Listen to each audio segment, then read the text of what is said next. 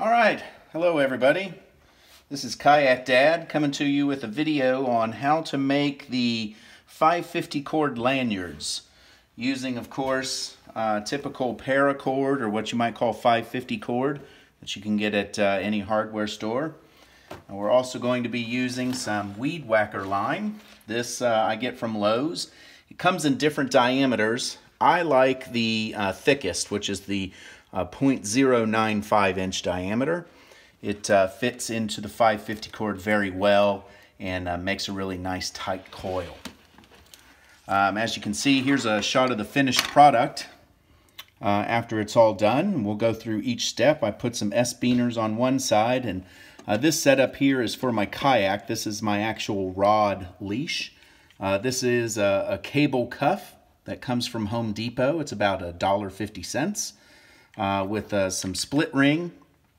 This whole thing maybe costs, the S-beaner is probably the most expensive thing at maybe $2.50 each.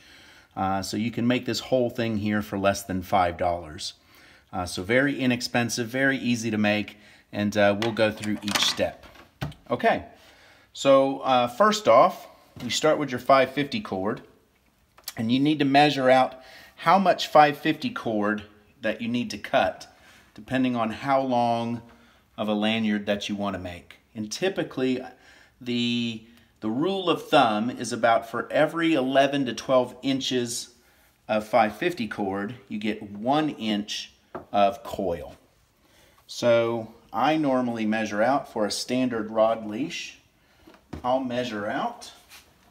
I use my vise here just to kind of hold on to things. I'll measure out about 6 feet, maybe a little bit more. There we go. That's kind of my standard mark. Make my cut. Once you get everything cut, then you're going to what's called gut the 550 cord. So that's just pulling the inner string out. So you should just slide out fairly easily. Sometimes it does bunch up, as you can see that. You just straighten it out with one hand and just kind of slide it on down until you get it all the way out. Now, you don't need all of this inner string, but you will need some of it to make what I use to make the knot. When you make the loop that is used to put the S-beaner through or your keychain split ring through, I make a simple loop with the finished product, and I do what's called a whipping knot. Lots of videos on YouTube on how to do a whipping knot, but essentially I use about a 6 to 8 inch piece of this inner core to make that whipping knot. So I'm just going to set that off to the side for now, and we'll come back to it later. Now, before I get started with the weed whacker line, I like to burn the ends of the 550 cord just so that it doesn't fray. You don't want to burn it too much because you don't want to close it off. There you go. Singe the other side. Oh, that's new stuff, so it's already singed, so we're good. It cuts. All right, so now we're going to take the weed whacker line and insert it into the 550 cord. A little tip, you can cut weed whacker line with scissors, like so, or you can cut weed whacker line with a pair of wire cutters. My advice is to cut with the wire cutters, because what happens when you cut with the scissors is you can see it gets real jaggedy on the ends. And what that does is when you insert it into the 550 cord, those little frays or pieces of jagged weed whacker line, they really get caught on the inside core of the 550 cord. But when you use a pair of wire snips, it makes a nice clean cut and it blunts the end, so it really passes through there very nicely. So just a little bit of advice there. So once you get it started,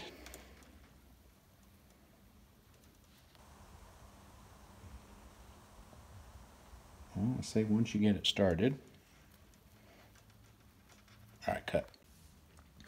So once you get the weed whacker line started in the 550 cord, it only goes, if you're lucky, it'll go 4, 5, maybe 6 inches just by pushing it into the 550 cord.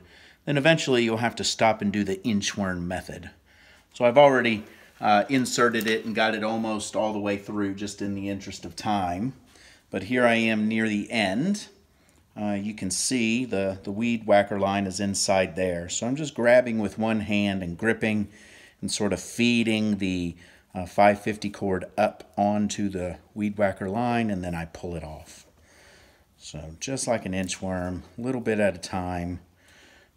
Once you get used to it, it goes pretty quickly. It only takes you 2 or 3 minutes to get it all the way through.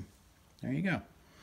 So once you get it all the way through, you want to make sure you leave, 2 or 3 inches of slack. You want to grip it and pull that 550 cord all the way down, because you see how it's bunched up. You want it to really be stretched out all the way down.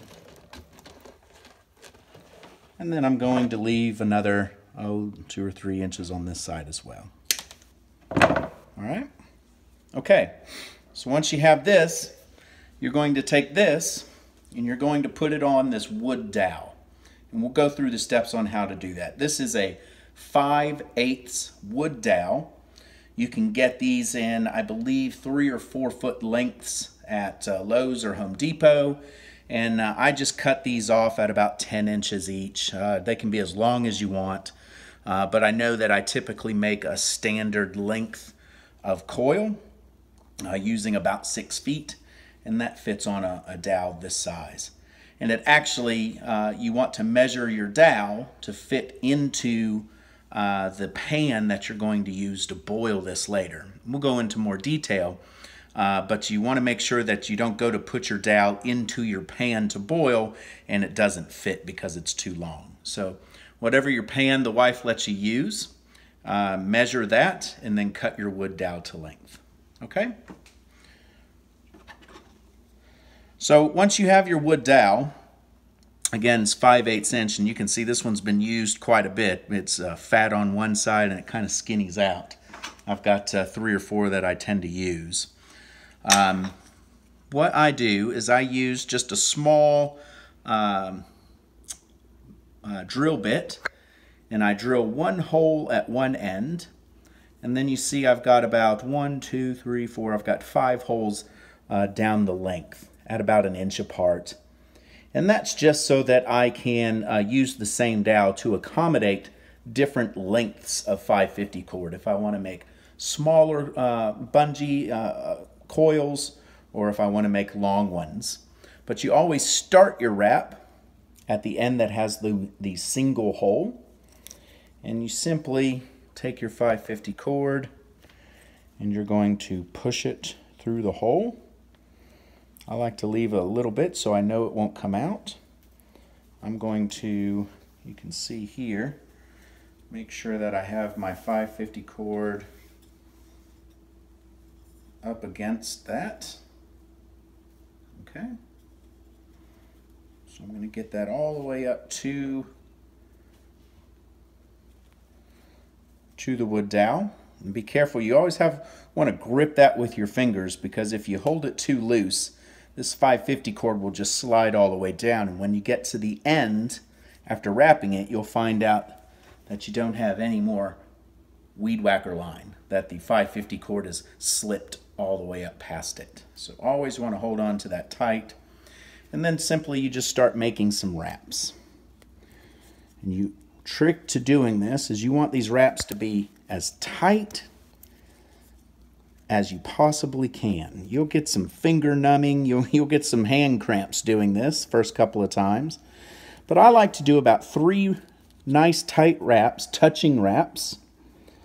And then I'm going to hold that tight. And the trick that I like to use is my trusty drill motor. So I insert that wood dowel into my drill motor, tighten down on the chuck, make sure I'm going the right direction. Then I'm going to hold the wraps with my thumb and my index finger, and I'm going to squeeze ever so gently on the drill motor and let it just walk all the way up the wood dowel. Sometimes you have to stop to readjust things. But usually if you get it right, it'll just walk all the way up. This one's wanting to be a little difficult.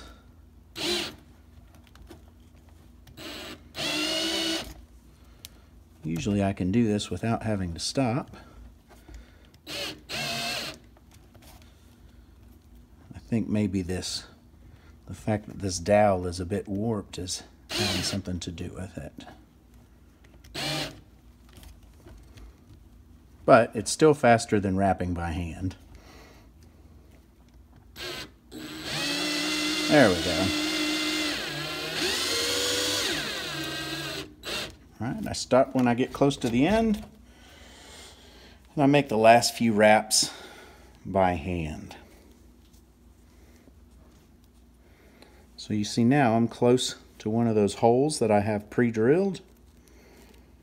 I'm just going to bend that weed whacker line.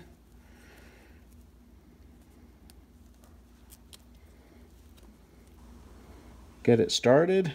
Now sometimes, this is easy, sometimes it's difficult to get that weed whacker line all the way through the hole. If it ever does that, just grab you a pair of needle nose or regular pliers and you just grip close to the wood dowel and you can push through. And then grab the other side and pull that tight. There you go. Now you let loose and it's nice and secure. So, we've got 3 of these. Next step, we're going to take them and we're going to boil them up. So I'll meet you inside and we'll go through that process. Man.